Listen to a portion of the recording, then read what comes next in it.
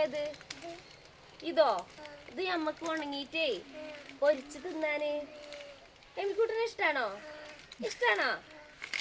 അതെന്താണ് നമുക്ക് ചോദിച്ചോക്ക്. ഇതെന്താണ് എമ്മിയെ? ഇത് ചക്കയാണ്. അപ്പൊ എമ്മിക്കുട്ടനെ അറിയല്ലേ? നമുക്കിത് വാരിയിട്ടാ ഇതിക്ക് വാരിയിട്ടാ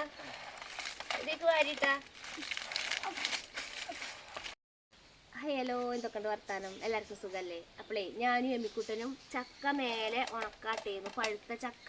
അപ്പോൾ ഇത് നമ്മൾ എണ്ണയിൽ വറുത്ത് തിന്നുമ്പോൾ നല്ല രസേക്കാരം, കറുമുറു പറഞ്ഞിട്ട് നല്ല ടേസ്റ്റേക്കാരം. അപ്പോൾ ഇങ്ങനത്തെ വീഡിയോ നമ്മളെ ചാനലിൽ നിങ്ങൾ ഒരുപാട് കണ്ടിട്ടുണ്ടാവും. ഇങ്ങനത്തെ വീഡിയോ കാണുമ്പോൾ നിങ്ങൾക്ക് ദേഷ്യം വരുന്നുണ്ടാവും. കാരണം ഞാൻ എപ്പോഴും ഈ ചക്കൻ്റെയും മാങ്ങൻ്റെയും വീഡിയോ ഉള്ളു ഇടാൻ, വേറെ ഒന്നും ഇടാനല്ല എമ്മിക്കുട്ടാ. അപ്പളേ ഇന്നേ ഇതിപ്പോൾ എന്നത്തെ വീഡിയോ എന്നറിയോ? ബദിരീങ്ങളെ ആണ്ടിൻ്റെ അന്നത്തെ വീഡിയോ ആണ് കേട്ടോ. കാരണം ഇന്നിപ്പോൾ അംഗനവാടി വിട്ടെന്നിട്ട് ഇതൊക്കെ വെയിലത്ത് നിന്ന് എടുത്തേക്കണ പണിയാണ്. അടുക്കളയ്ക്കൊന്നും പോകേണ്ട ഒരു കൂട്ടമല്ല. അതെന്താണെന്നറിയോ? ഇന്ന് പള്ളിക്ക് നല്ല ബിരിയാണി ഉണ്ട്. ബിരിയാണി എന്ന് പറഞ്ഞാൽ എല്ലാ വർഷവും ബദിരീങ്ങളെ ആണ്ടിൻ്റെ അന്ന് അവിടെ ബിരിയാണി എല്ലാ വീടുകൾക്കും, ഞങ്ങളെ മഹലിൽപ്പെട്ട എല്ലാ വീടുകൾക്കും ബിരിയാണി വെച്ച് കൊടുക്കും. അപ്പോൾ നല്ല ബീഫ് ബിരിയാണിയാണ്. അപ്പോൾ അത് തിന്നേണ്ട അല്ല, ഉണ്ടാക്കേണ്ട ഒരു കാര്യമല്ല. അപ്പോൾ നോമ്പ് തുറക്കാൻ വല്ല നാരങ്ങളോ ഫ്രൂട്ട്സോ അങ്ങനെ എന്തെങ്കിലും ഉണ്ടെങ്കിൽ അങ്ങനെ നോക്കാം, അതൊക്കെ റെഡിയാക്കിയാൽ മതി കേട്ടോ. മേലേക്ക് നോക്കുക.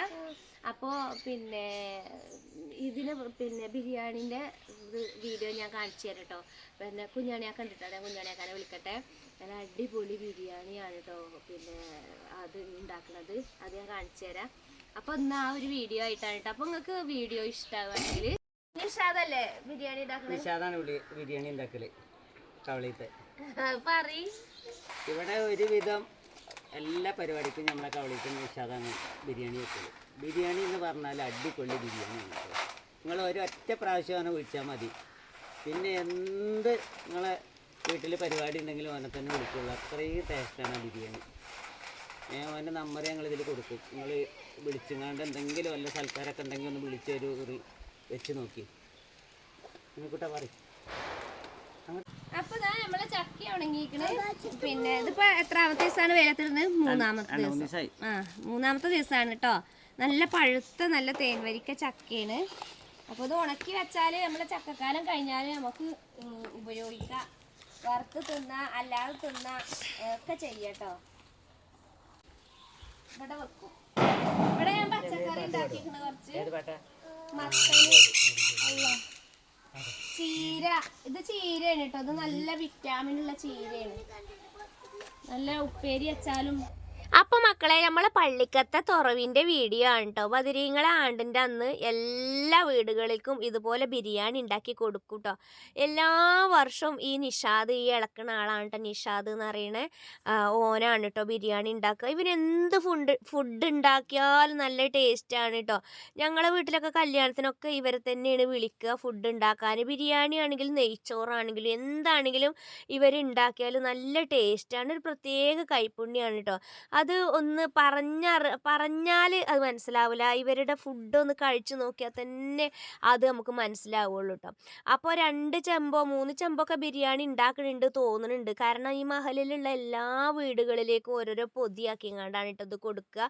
ബിരിയാണി വെച്ചങ്ങാണ്ട് ഇങ്ങനെ ദമ്മിട്ടിട്ട് പിന്നെ കോരി ഇളക്കി വേറൊരു ചെമ്പക്ക് മാറ്റിയിട്ട് പിന്നെ എല്ലാം ഇറച്ചിയും വേറെ ചോറും വേറെ ആക്കിയിട്ട് അതിൻ്റെ ദമ്മ് ഇട്ടിട്ടുള്ള ഈ സാധനങ്ങളൊക്കെ അതിൻ്റെ മുകളിൽ നിന്ന് മാറ്റി ഇറച്ചിയും ചോറും വേറെ വേറെ ആക്കിയിട്ട് ഓരോരോ കവറുകളിൽ ഇങ്ങനെ കെട്ടിയിട്ടാണ് ഓരോ കവറുകളിൽ ചോറും ഇറച്ചിയും വേറെ വേറെ കവറുകളിലാക്കിയിട്ട് ഒരു പൊതിയാക്കിയിട്ടാണ് ഓരോ കുടുംബത്തിലേക്കും ഇത് കൊടുക്കുന്നത് കേട്ടോ. അപ്പോൾ ബദരീങ്ങളെ ആണ്ടിൻ്റെ അന്ന് അസർ നിസ്കാരത്തിൻ്റെ മുന്നേ അസർ നിസ്കാരം കഴിഞ്ഞ് കുറേ ദുആയും കാര്യങ്ങളൊക്കെ കഴിഞ്ഞിട്ടാണ് ഈ ചോറും കൊണ്ട് വീട്ടിലുള്ള ആണുങ്ങളെല്ലാവരും പോകും കേട്ടോ പള്ളിക്കക്ക്. അപ്പോൾ വെക്കാൻ പിന്നെ ഇതിന് കൂടാനും സഹായിക്കാനൊക്കെ വീട്ടിലുള്ള ആണുങ്ങളൊക്കെ രാവിലെ തന്നെ പോകും കേട്ടോ പള്ളിക്കൊക്കെ. കാരണം ഉള്ളി അരിയാനും അതിനും എല്ലാത്തിനും നിഷാദാണ് കുക്കിങ്ങും കാര്യങ്ങളൊക്കെ ബിരിയാണി ഉണ്ടാക്കണ നിഷാദാണ് ചെയ്യുക. സഹായിക്കാൻ നമ്മളെ മഹലിലുള്ള കമ്മിറ്റിക്കാരായിട്ടും അതുപോലെ കുഞ്ഞാണിനെ പോലുള്ള ആൾക്കാരൊക്കെ ഇങ്ങനെ ഓരോ വീടുകളിൽ നിന്ന് ഇങ്ങനെ പോയിട്ട് കൂടിക്കൊടുക്കും കേട്ടോ. അപ്പോൾ അന്നത്തെ ദിവസം എന്ന് പറഞ്ഞാൽ എന്താ പറയുക, നല്ല ഒരു ഉഷാറാണ്, ഇഷ്ടമാണ് എല്ലാവർക്കും കേട്ടോ. പിന്നെ ഈ ഇങ്ങനെ കിട്ടുന്ന ചോറ് എന്ന് പറഞ്ഞാൽ ഏത് ചോറാണെങ്കിലും നമുക്ക് ഒരു വറ്റ് പോലും പുറത്ത് കളയാൻ പാടില്ല. അത്രയും നല്ല പുണ്യമായിട്ട് ഞങ്ങൾ കരുതുന്ന ചോറാണ് കേട്ടോ പള്ളിക്കന്ന് അന്ന് കിട്ടുന്ന ഈ ചോറ്. ഇത് ഞങ്ങൾ ജാതി മതഭേദമന്യേ പൊട്ടികളുള്ള എല്ലാവർക്കും കൊടുക്കും കേട്ടോ. അന്യ സംസ്ഥാന തൊഴിലാളികളൊക്കെ നമ്മളെ നാട്ടിലുണ്ട്, ഓരോക്കൊക്കെ ഓരോ പൊതി വെച്ച് കൊടുക്കുന്നുണ്ട് കേട്ടോ ഈ ചോറ് പള്ളിക്കന്ന്. അവിടെ അടുത്തുള്ള ആൾക്കാർക്കൊക്കെ, പിന്നെ ഹിന്ദൂസിൻ്റെ ഇതിൽപ്പെട്ട ആൾക്കാർക്കൊക്കെ ഈ ചോറ് ഇഷ്ടമുള്ള ആൾക്കാരുണ്ടാവുമല്ലോ, ബീഫൊക്കെ കഴിക്കണേ, അങ്ങനെയുള്ള ആൾക്കാർക്കൊക്കെ കൊടുക്കും. ആളെ മതം ജാതി ഒന്നും നോക്കിയിട്ടല്ല, എല്ലാവർക്കും കൊടുക്കും. ഒരു സ്നേഹത്തിൻ്റെ ഒരു ചോറാണ് കേട്ടോ ഇത്. ഈ പൊതി എന്ന് പറയുന്നത് സ്നേഹത്തിൻ്റെ ഒരു പൊതിയാണ് ഈ ചോറ്. അപ്പോൾ ഈ ഒരു പൊതിച്ചോറ് ഞങ്ങളെ മഹലിൽപ്പെട്ട എല്ലാ കുടുംബങ്ങളിലും എത്തിക്കുക എന്നുള്ളതാണ്. അപ്പോൾ ആ കുടുംബങ്ങളിലുള്ള ആണുങ്ങൾ പള്ളിക്കൊക്കെ അന്നത്തെ ദിവസം പോകും. പിന്നെ പണിക്കൊക്കെ പോയ ആണുങ്ങളാണെങ്കിൽ പിന്നെ അങ്ങോട്ട് പള്ളിക്കൊക്കെ പോകാൻ പറ്റിയിട്ടില്ലെങ്കിൽ നമ്മൾ വേറെ ആരെങ്കിലുമൊക്കെ ആ വീട്ടിലേക്ക് ഈ ചോറ് എത്തിക്കും കേട്ടോ. അങ്ങനെയാണ് ഞങ്ങളെ ഈ നാട്ടിലുള്ള ഈ ഒരു പരിപാടി എന്ന് പറയുന്നത് കേട്ടോ. അപ്പോൾ എല്ലാവരും ഇങ്ങനെ ഇറച്ചി വേറെ പാക്കറ്റിലാക്കുക, ചോറ് വേറെ പാക്കറ്റിലാക്കുക. പിന്നെ ഇറച്ചിൻ്റെ മുകളിൽ ചോറിൻ്റെ മുകളിൽ ഒരു കൂട് പിന്നെ ഇറച്ചിൻ്റെ പൊതിയും കൂടി ഇട്ടിട്ട് കെട്ടി ഓരോ പൊതിയാക്കിയിട്ട് ഇങ്ങനെ വെച്ചിട്ടാണ് ഓരോ കുടുംബങ്ങളിലേക്ക് ഓരോ പൊതി കൊടുക്കുന്നത്. അപ്പോൾ പിന്നെ എത്ര ആളുണ്ടെങ്കിലും അതിലുള്ള ചോറ് ബാക്കിയാവും. തിന്നാലും എത്ര ചെറിയ പൊതിയാണെന്ന് തോന്നിയാലും നമ്മളൊരു കുടുംബത്തിൽ അത് വിളമ്പി കഴിക്കുമ്പോൾ നമ്മളെല്ലാവരും കഴിച്ചാലും ആ ചോറ്റും പൊതിയിൽ കുറച്ച് ചോറ് ബാക്കി ഉണ്ടാവും. കാരണം അത്രയും ചോറ് ഇതിലൊക്കെ ഉണ്ട് കേട്ടോ. അപ്പോൾ അത് അറിയണവർക്ക് അറിയുള്ളൂ. എത്ര കൂടുതൽ ആളുകളുള്ള വീട്ടിലാണെങ്കിലും ഒരു ബർക്കത്തുള്ള ഒരു ചോറ്റും പൊതിയാണിത്. ആ ആളുകളിലേക്കെല്ലാം എത്താൻ പറ്റുന്ന ഒരു ചോറാണ് കേട്ടത്.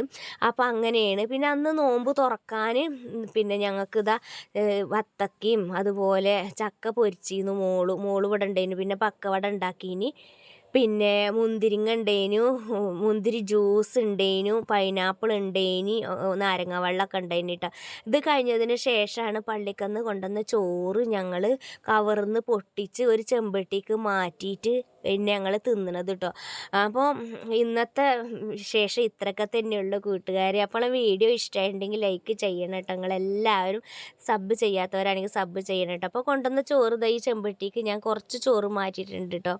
എന്നാൽ പിന്നെ ബിരിയാണിക്കുള്ള ഇറച്ചിയാണിത് കേട്ടോ. അപ്പോൾ നമ്മളെല്ലാവരും ഓരോ നേരം കഴിച്ചിട്ടും ഇത് പിന്നെയും ബാക്കി ഉണ്ടായിരുന്നു കേട്ടോ. പിന്നെ ഞാനിവിടെ ഇതിലേക്ക് കുറച്ച് തൈര് ഉണ്ടാക്കി കേട്ടോ. കക്കരിക്കയും ഉള്ളിയും പച്ചമുളകും ക്യാരറ്റൊക്കെ ഇട്ടിട്ട് കുറച്ച് തൈര് ഉണ്ടാക്കി കേട്ടോ. അപ്പോൾ ഇത്രയേ ഉള്ളൂ കേട്ടോ കൂട്ടുകാരെ. അടുത്ത വീഡിയോയുമായി വരുന്നവരെല്ലാവർക്കും ടാറ്റാ.